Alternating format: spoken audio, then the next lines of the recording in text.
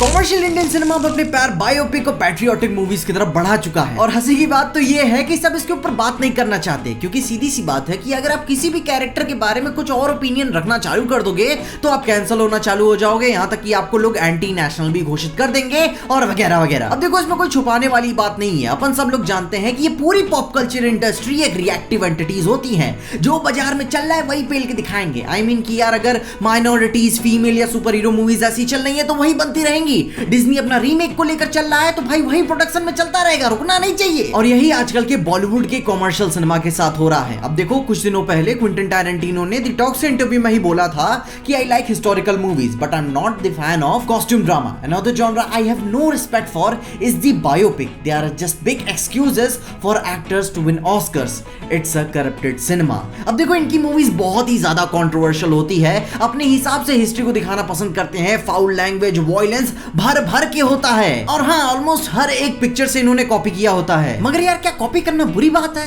खैर, उसके बारे में हम फिर कभी बात करेंगे, मगर मैं इनके स्टेटमेंट से पूरी तरीके से एग्री करता हूं। ये जो मूवी के शुरू में इंस्पायर्ड बाय ट्रू इवेंट्स लिख देते हैं ना, इससे क्रिएटर्स को कहानी को तोड़ने की लिबर्टी मिल जाती है। अब मैं ये नहीं कह रहा हूं कि दुनिया का हर आदमी बुरा ही होता है, मगर किसी की जिंदगी पे पूरी एक कहानी बना देना, वो भी 2 घंटे की, it's a fucking boring job. क्योंकि भाई, किसी की 40 साल की जिंदगी को आप सिर्फ 2 घंटे में दिखा रहे हो। आप सिर्फ स्ट्रॉन्ग इवेंट्स को ही दिखा सकते हो जो उसकी जिंदगी पे इंपैक्ट डाले।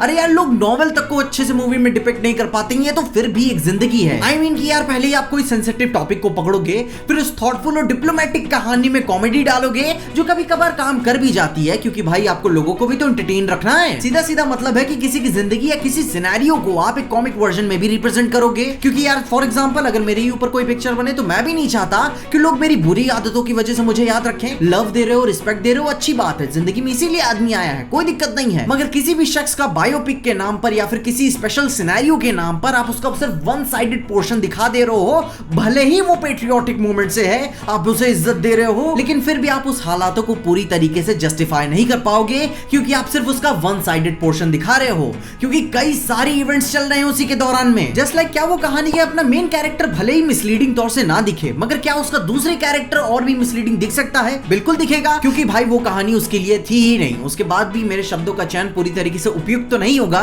मगर ये सेंसिबल कहानियों में बकचोदी डाल के उसे एंटरटेनिंग बनाने की कोशिश कर रहे हैं, और वहीं अपनी सुपर हीरो कहानियां, जो कि बकचोदी कैरेक्टर्स होते हैं, वो अपनी कहानियों में सेंस डाल रहे हैं। कभी सोचा है कि एक सूजे गर्दन वाला कॉस्प्लेयर्स अपने को जस्टिस लेसन दे रहा है, उसके बाद अपना एक दूसरे ग्रह से आया एक बैंगन अपने को जनसंख्या नियंत्रण का सॉल्यूशन बता रहा है, और एक बंदा जिसको ढंग से अंडरवेयर पहनने तक नहीं आती थी, वो अपने को इंसानियत का पाठ पढ़ा रहा है। अब हाँ देखो यार, ये बहुत ही इडियोटिक तरीके से एक्सप्लेन था, मगर तुम समझ गए ना, बस। अब देखो, सीरियस कहानियों को लॉलीपॉप बना के उसके मटेरियल को रिप्रेजेंट करना, या ऑलरेडी ही लॉलीपॉप कहानियां जो पहले मजाक ही थी, उनमें सीरियसनेस डालना, दोनों में काफी अंतर होता है। अब देखो, तुम में से कई लोग मुझे आके ट्विटर पे पेलेंगे कि भाई पीजे तो हमेशा हॉलीवुड की साइड लेता रहता है, हमेशा उधर ही की बात करता रहता है, अमेरिका का दलाल बहनचोद।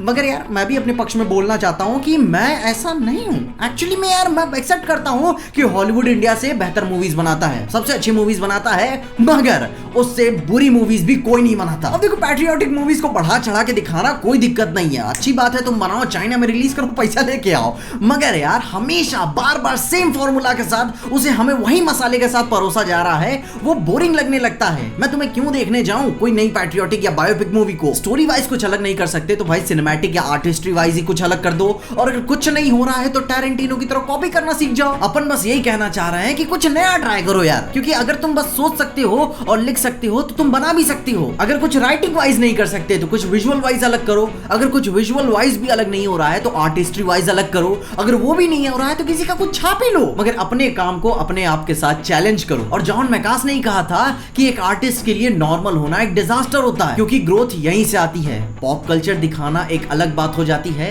मगर पॉप कल्चर आइकॉन बन जाना एक दूसरी बात होती है। और अगर आपके कुछ ऐसे ही सवाल हैं और अगर आपके कुछ ऐसे ही ओपिनियंस हैं तो कमेंट्स उसके बारे में मुझे जरूर बताइए कि आप इन सब के बारे में क्या सोचते हैं। क्या आपको भी ऐसा कुछ और भी बोरिंग लगने लगा है कि भाई हर एक बार ऐसा ही सब कुछ होता जा रहा है? तो उसके बारे में अपने ओपिनियंस मुझे कमेंट्स में जरूर बताना। इसके अलावा अगर आपको वीडियो देख के कुछ भी अच्छा लगा, खुशी या मजा है तो लाइक मार दो इस वीडियो को। इस चैनल पे कहीं से भी नए आगे हो तो सब्सक्राइब तो मार दो इस चैनल को। और अगर आपको वीडियो को ज्यादा ही पसंद आ गई तो अपने दोस्तों शेयर कर देना। मेरे इंस्टाग्राम और ट्विटर हैंडल्स आपको नीचे डिस्क्रिप्शन में मिल जाएंगे और देखते रहिए पीजे एक्सप्लेन।